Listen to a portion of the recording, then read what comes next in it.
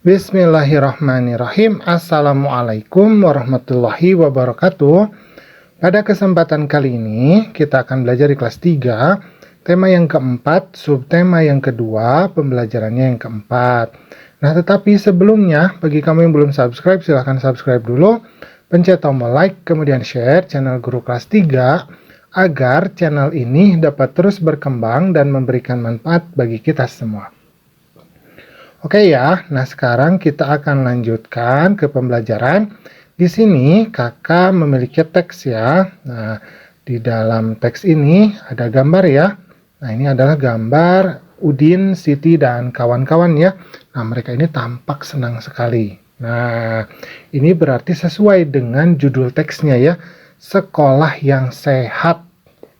Setiap anak wajib menjaga kebersihan dan kesehatan sekolah. Apabila sekolah bersih dan sehat, anak-anak pun dapat bermain dengan ceria. Mereka akan selalu bersemangat belajar. Akan tetapi, tidak semua sekolah merupakan sekolah yang sehat. Sekolah sebaiknya memiliki kantin yang selalu bersih. Tempat mencuci tangan sebaiknya tersedia di beberapa tempat. Tempat sampah sebaiknya ada di setiap sudut. Sekolah sebaiknya memiliki halaman tempat bermain. Toilet sekolah sebaiknya bersih dan wangi. Sekolah sebaiknya bersih dari jentik nyamuk dan asap rokok. Sekolah sebaiknya memiliki program menjaga kesehatan. Setiap warga sekolah sebaiknya memiliki kebiasaan hidup sehat. Mereka harus sering mencuci tangan dengan air mengalir. Mereka harus rajin berolahraga. Mereka harus ikut menjaga kebersihan di setiap sudut sekolah. Nah, ini adalah teks mengenai sekolah yang sehat ya. Nah, sekarang kita masuk. Nih, di sini ada pertanyaan ya. Amatilah teks sekolah yang sehat. Nah, sudah ya, sudah kita amati.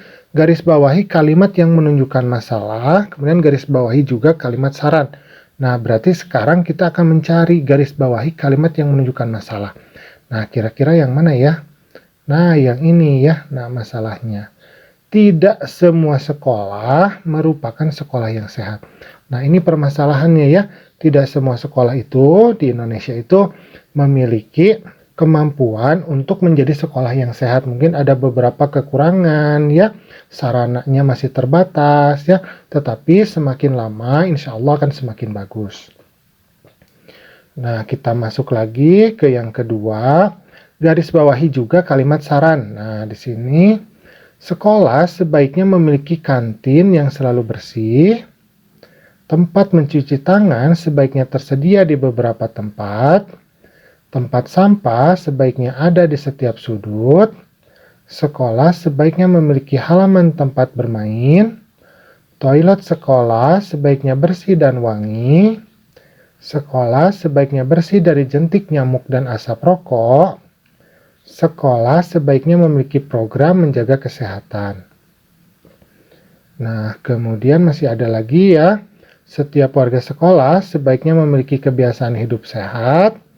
Mereka harus sering mencuci tangan dengan air mengalir. Mereka harus rajin berolahraga. Mereka harus ikut menjaga kebersihan di setiap sudut sekolah. Nah, ini adalah beberapa sarannya ya. Jadi sarannya ada banyak sekali ya. Nah, ini kalau dilakukan maka itu bisa menciptakan sekolah yang sehat. Paham ya? Oke, kita lanjutkan. Nah, di sini aku belajar hidup sehat. Nah, jadi ada beberapa cara kita belajar hidup sehat ya. Nah, salah satunya yaitu pertama, memeriksa kuku. Jadi anak-anak selalu diperiksa kukunya oleh bapak dan ibu guru ya. Untuk memastikan bahwa kukunya itu pendek ya. Sehingga kotoran itu tidak mudah menempel di kuku tangan. Kemudian, nah ini ya membuat kompos. Nah, jadi kalau sampah-sampah yang organik sebaiknya dikumpulkan, nanti bisa dibuat kompos. Nah, hasil komposnya itu bisa menjadi pupuk bagi tanaman di sekitar sekolah.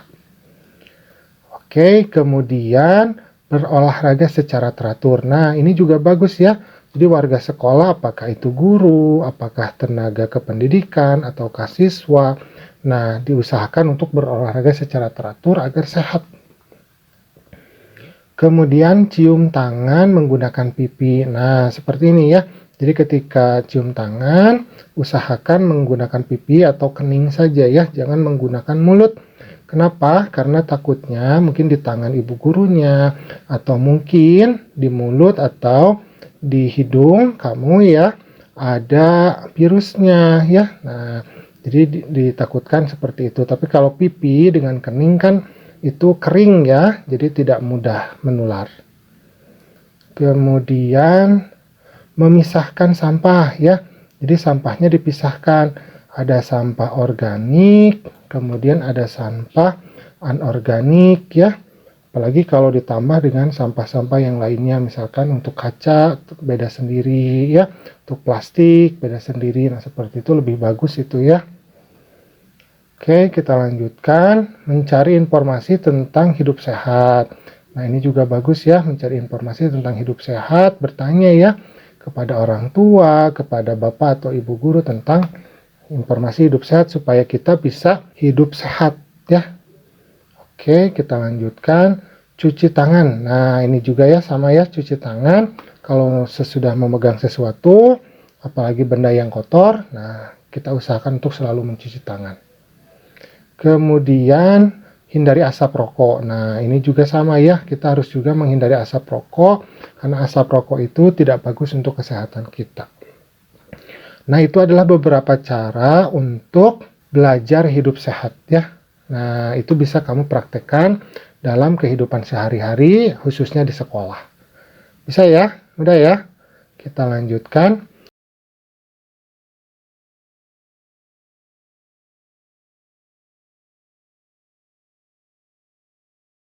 Nah, kamu memiliki hak belajar di lingkungan sekolah yang sehat. Diskusikan dengan temanmu kewajiban dan hak di lingkungan sekolah yang sehat. Tuliskan hasil diskusimu pada tabel berikut. Kewajiban dan hak di lingkungan sekolah sehat. Nah, di sini ada dua tabel. Ada tabel yang kewajiban di sebelah kiri. Kemudian ada tabel hak di sebelah kanan. Nah, misalkan kakak bantu ya. Misalkan untuk kewajibannya yaitu merawat lingkungan sekolah. Nah, ini adalah kewajiban kita. Kita membuang sampah pada tempatnya, tidak merusak tanaman, tidak mencoret-coret dinding. Jadi kita harus merawat lingkungan sekolah. Nah, kemudian kita juga memilih hak ya. Haknya salah satunya adalah mendapatkan kenyamanan dan udara yang bersih. Nah, ini adalah hak kita ya. Jadi kita sekolahnya itu nyaman, sekolahnya itu teduh ya. Kalau hujan tidak bocor, nah itu adalah hak kita.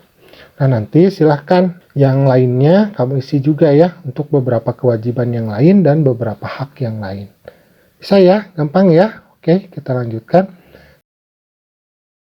Nah, alhamdulillah pembelajaran kita pada kesempatan kali ini sudah selesai.